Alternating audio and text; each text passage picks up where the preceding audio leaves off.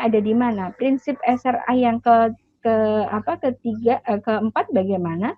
Komponen di SRA yang kelima dan keenam itu di mana? Partisipasi antara orang tua dan partisipasi dengan anak. Di mana kemudian terlibatannya?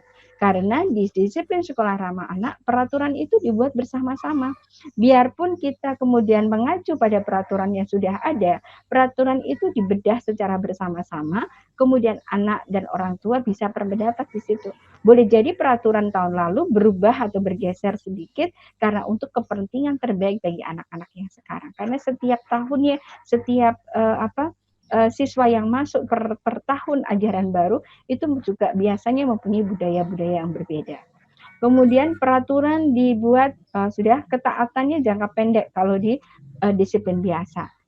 Kenapa berjangka pendek? Karena anak-anak hanya merasa bahwa dia diawasi, kemudian dia mendapatkan perilaku-perilaku itu karena dia takut, karena dia jera. Tetapi di disiplin sekolah ramah anak, kesadarannya jangka panjang. Kenapa jangka panjang? Karena titik awal kita adalah mencari kesadaran.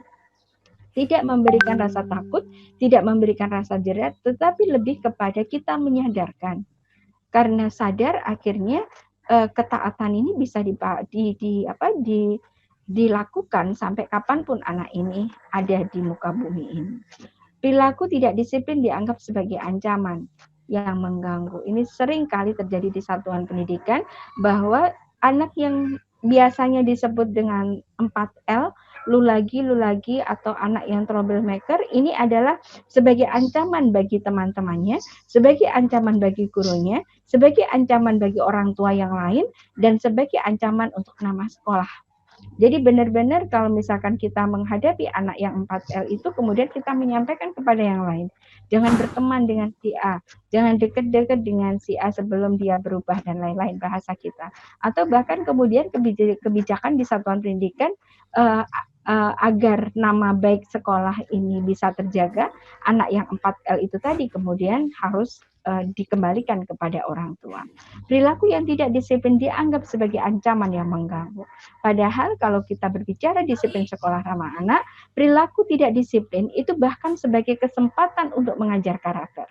Bagaimana kita sebagai seorang guru, bagaimana kita sebagai seorang pendidik yang secara intinya kurikulum kita pahami betul, arti kurikulum adalah memberikan mengubah antara anak yang belum bisa menjadi bisa, mengubah atau menjadikan anak yang belum baik menjadi baik, menjadikan anak yang belum mampu menjadi mampu. Disitulah peranan kita, kesempatan kita sebagai seorang guru, kesempatan kita sebagai orang dewasa untuk menanamkan kebaikan-kebaikan. Kesempatan bagi anak untuk kemudian memahami bahwa perilaku yang sebelumnya adalah salah dan perilaku yang kemudian sudah diperbaiki itu harus dilakukan, harus kemudian menjadi sebuah kesadaran untuk tetap dikerjakan sebagai budaya. Kemudian pendidik sebagai polisi atau hakim. Karena kita sifatnya selalu memberikan hukuman, selalu memberikan sanksi, memberikan rasa takut, memberikan rasa jera, sehingga bisa jadi profesi kita bukan hanya guru, tetapi kita sebagai seorang polisi, seorang hakim, dan sebagai seorang jaksa. Di disiplin sekolah ramah anak, profesi kita adalah benar-benar sebagai seorang pendidik yang berperan juga menjadi sebagai detektif. Kenapa kita juga disebut sebagai seorang detektif? Karena kita akan mencari apapun akar permasalahan pembentuk perilaku anak. Kita akan mencari celah sekecil apapun bagaimana perilaku-perilaku anak ini bisa terjadi atau bisa dilakukan oleh anak-anak ini.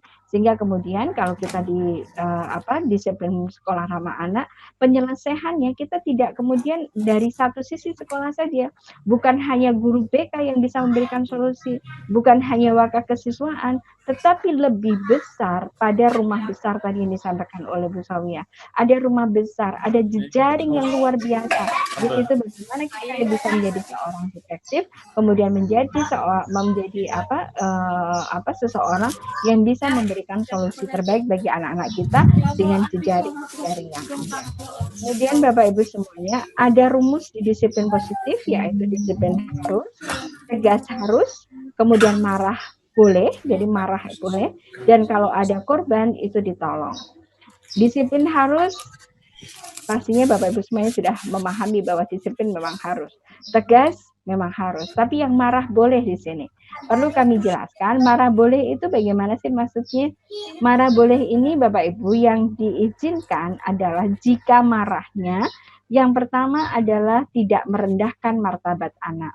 Yang kedua, tidak menjatuhkan harga diri anak. Yang keempat, selalu melibatkan perasaan, empati, dan bagaimana kemudian marah kita bukan marah kepada anaknya, tetapi marah kepada perilakunya. Ini yang disebut marah boleh di disiplin positif. Karena sebenarnya kita diberi rasa marah itu. Dan bagaimana kita mengelolanya, bagaimana kita memberikan kepada anak-anak yang memang harus diberikan rasa marah itu. Yang pertama tadi, tidak boleh merendahkan martabat anak. Artinya apa? Tidak membanding-bandingkan. Tidak memberikan rasa malu. Tidak kemudian memberikan rasa sedih kepada anak-anak kita. Tidak menjatuhkan harga diri anak. Pada saat kemudian kita berbicara kepada anak-anak yang melakukan perilaku yang tidak baik, tidak di hadapan teman-temannya, tidak dipermalukan di depan kelas atau dipermalukan di halaman yang menjadi tontonan bagi teman-temannya. Marah yang dengan empati, dengan perasaan. Jika kita menyampaikan dengan bahasa kita, sampaikan, hari ini Bu Bekti marah. Hari ini Bu Bekti kecewa, hari ini Bu Bekti sedih, karena kamu belum bisa menjadi anak yang tanggung jawab, karena kamu belum bisa menjadi anak yang disiplin, karena kamu belum bisa menjadi anak yang amanah. Kenapa itu kita sampaikan? Kaitannya dengan yang keempat. Karena marah bolehnya adalah pada perilakunya. Karena yang akar pembentuk perilaku dan kita akan mengubah perilaku. Bukan marah kepada si anaknya. Lebih kepada perilakunya. Sehingga kemudian yang dipahami adalah sebuah amanah itu apa? Sebuah tanggung jawab itu apa? Ini yang bisa kemudian kita sampaikan kepada anak-anak kita. Kemudian yang berikutnya, korban ditolong. Siapa sih korban itu?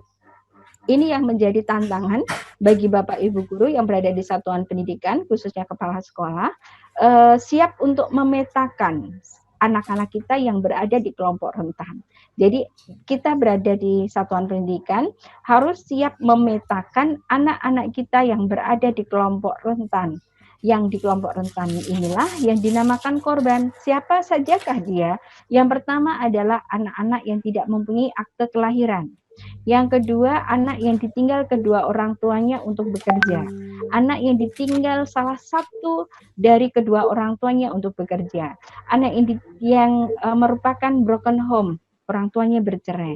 Anak yang kemudian ditinggal full kerja oleh kedua orang tuanya dalam misalkan pagi anaknya belum bangun, orang tua sudah bekerja, kemudian orang tua pulang, anaknya sudah tidur. Ini yang full ditinggal bekerja. Dan yang keenam adalah anak yang berada di kelompok marginal. Ini yang kemudian satuan pendidikan wajib untuk memetakan. Karena anak-anak yang biasanya troublemaker itu adalah anak-anak yang berada di kelompok rentan ini. Anak-anak yang berada di klaster 5. Anak-anak yang merupakan korban. Kalau ada korban, bagaimana peran kita sebagai seorang dewasa yang berada di satuan pendidikan? Kalau ada korban, harusnya ditolong. Bukan kalau ada korban kemudian anak tersebut kemudian harus mendapatkan poin, setelah mendapatkan poin kemudian harus dikembalikan kepada orang tuanya. Sama halnya kalau ada anak jatuh kemudian sudah tertimpa tangga kita injak-injak. Yang diizinkan bagaimana? Seperti halnya kalau kita sakit. Kalau kita sakit, kita datang ke dokter, kita diperiksa, apa yang menyebabkan penyakit kita, apakah virus, apakah bakteri, apakah karena kelelahan, dan lain-lain. Dan disitulah kemudian kita diobati. Di sini juga sama. Di saat kita menemukan anak-anak yang berada pada kelompok rentan inilah, kemudian itu yang harus dicari akar permasalahannya, apakah karena pengasuhan tidak baik, apakah pengasuhan belum baik, apakah lingkungannya tidak baik atau belum baik, apakah karena dari sisi tumbuh kembangnya ada hambatan di situ. Akar permasalahannya kita cari. Setelah didapatkan, barulah kita mengobatinya. Bagaimana cara mengobatinya? Kalau seandainya satuan pendidikan itu mampu dengan sendiri untuk menyadarkan anak-anak dari keseluruhan guru-gurunya kerjasama untuk menyadarkan, oke, bisa anak ini sadar, silahkan. Tetapi jika kemudian ternyata dari satuan pendidikan karena tugas dan lain-lain guru banyak sekali, jumlah siswanya juga banyak, kita diizinkan dan memang seharusnya kemudian kita di dalam mencari solusi ini berjejaring dengan siapa saja. Dari DP3A ada Puspaga, ada P2T, P2A, ada P3 mungkin P3A yang bentukan dari daerah. Kemudian ada psikolog yang berada di puskesmas, ada psikolog yang berada di dinas pendidikan. Semuanya kita ajak jejaring, kita ajak ber-MOU, kita ajak untuk bekerja sama, termasuk BNN, termasuk Kominfo, termasuk Polsek, semuanya kita ajak berjejaring untuk menolong korban tersebut. Jadi artinya kalau kita berada di satuan pendidikan yang menjalankan sekolah ramah anak, itu tidak akan sampai anak kemudian dikembalikan kepada orang tua. Tidak akan sampai anak kemudian tidak naik kelas. Tidak akan sampai kemudian anak dikeluarkan. Kalaupun dikeluarkan, berarti itu adalah kepentingan terbaik bagi anak. Karena selama kita berada di satuan pendidikan ternyata tidak bisa. Untuk kemudian mengubah kita dengan jejaring ternyata juga tidak bisa. Karena anak ini ternyata nyamannya berada di sekolah lain. Kalau itu adalah sebuah keputusan kepentingan terbaik untuk anak, boleh itu dilakukan. Intinya adalah tetap kepentingan terbaik bagi anak. Kemudian Bapak Ibu semuanya, bagaimana mitos dan fakta antara hukuman yang biasa kita lakukan, sanksi yang sering kali kita berikan kepada anak-anak kita. Mitosnya, hukuman adalah baik itu secara fisik maupun secara verbal maupun secara sikap kepada anak dengan ingin kita mendisiplinkan anak. Jadi hukuman fisik adalah cara yang paling baik. Kita beranggapan bahwa hukuman baik secara fisik, secara verbal, secara sikap itu adalah hal yang paling baik untuk mengubah atau mendisiplinkan anak. Metode yang lain itu tidak bisa. Tetapi secara faktanya Bapak Ibu semuanya, hasil penelitian malah menunjukkan bahwa hukuman fisik itu berdampak negatif. Apalagi hukuman secara verbal. Bagaimana kemudian kita menjatuhkan anak, menjatuhkan harga diri anak. Bagaimana kita merendahkan martabat anak, membandingkan anak. Bagaimana kita membuat rasa takut, rasa jera kepada anak-anak kita.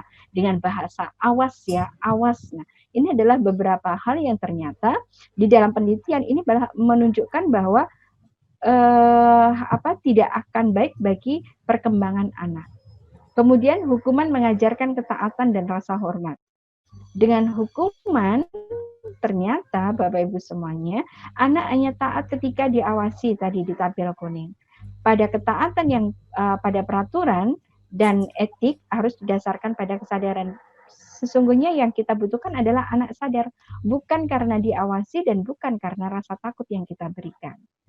Kemudian Bapak Ibu semuanya, ayo kita stop kekerasan, jangan menggunakan kata hukuman dan sanksi lagi, jadi tidak diizinkan lagi ada kata hukuman dan sanksi, yang diizinkan adalah dengan komitmen dan konsekuensi logis karena akan berdampak pada perkembangan anak, dampak sosial dan dampak pada ekonomi. Kerusakan otak akibat kekerasan Bapak Ibu semuanya. Ini tadi kaitannya kenapa tidak boleh kita memberikan rasa malu, tidak boleh memberikan rasa jera, tidak boleh memberikan rasa takut, tidak membandingkan anak. Di sini disampaikan bahwa kekerasan itu adalah peristiwa traumatik yang menimbulkan sinaptik negatif dalam memori, meruntuhkan sinap-sinap otak. Jadi di saat kita memberikan kekerasan kepada anak, hukuman dan sanksi itu kepada anak-anak kita, ketahuilah bahwa ada sekian miliar sinap-sinap yang rontok. Sehingga memori otak anak kita akan mudah sering lupa. Sekarang diajar, besok sudah lupa. Sekarang diberitahu membawa apa, besoknya tidak membawa. Ini yang terjadi. Mungkin di satuan pendidikan Bapak Ibu semuanya tidak memberikan penekanan, hukuman, dan sanksi. Tapi boleh jadi di keluarganya selalu ada penekanan, selalu ada hukuman dan sanksi. Sehingga anak ini berakibat di satuan pendidikan sering lupa. Nah, kemudian satu bentakan saja, ini bisa sudah menjadi hal yang sangat umum ya.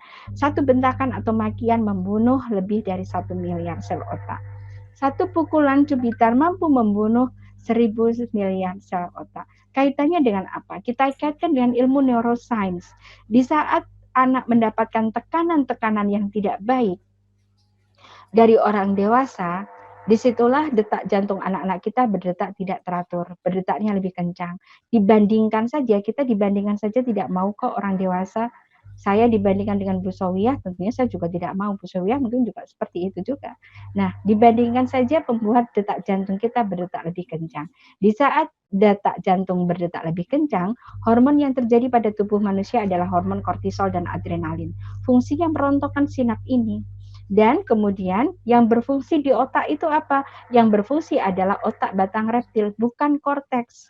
Kalau korteks tempat untuk berpikir bijaksana itu didapatkan anak-anak kita atau kita dapatkan sebagai orang dewasa itu karena adanya kasih sayang, karena adanya dihargai, karena adanya dihormati, karena adanya dibuat senang, karena adanya sesuatu yang kemudian membuat kita sadar. Disitulah yang terjadi adalah hormon serotonin dan dopamin yang fungsinya adalah agar otak kita yang namanya korteks itu tadi bisa berpikir bijaksana.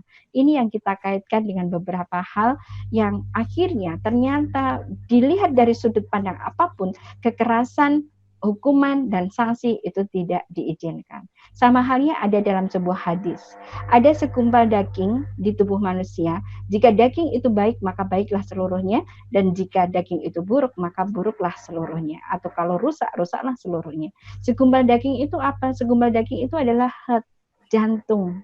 Sehingga sesungguhnya kita menjadi orang dewasa, kalau ingin mendidik anak-anak kita, anak-anak yang baik, berperilaku yang baik, anak-anak yang generasi tangguh tanpa kekerasan dan berakhlak mulia, disitulah peranan kita agar menjaga jantung anak kita tidak selalu berdetak lebih kencang, selalu berdetak normal, selalu berdetak teratur. Oke, siap, ya Pak. Nah, sehingga Bapak Ibu semuanya, kalau hukuman dan sanksi tidak diizinkan, apakah pembiaran diizinkan? Ternyata pembiaran juga tidak diizinkan. Kalau hukuman, sanksi tidak diizinkan, pembiaran tidak diizinkan, apa yang diizinkan? Yang diizinkan adalah dengan disiplin positif. Bagaimana prinsipnya? Ada 6 prinsip di sini. Dialog, tadi selalu ada komunikasi dengan 3 pilar, kemudian menghargai anak, tadi disampaikan oleh Bu Sawiyah, anak mempunyai 9 kecerdasan, interaktif, kesetaraan dan inklusif, memberikan segala sesuatu kepada anak sesuai dengan kebutuhannya. Memberikan solusi kepada anak juga sesuai dengan solusi yang dibutuhkan oleh anak-anak. Fokus pada kekuatan dan tindakan positif karena setiap anak mempunyai hal yang baik dan setiap anak bisa berubah. Connection, empati, dan komunikasi harus selalu terjalin. Tadi sudah saya sampaikan, libatkan selalu empati dan kita awali dengan sebuah komunikasi. Kesalahan sebagai sumber belajar, tadi sudah saya jelaskan juga. Kemudian Bapak Ibu semuanya, bagaimana tahapannya?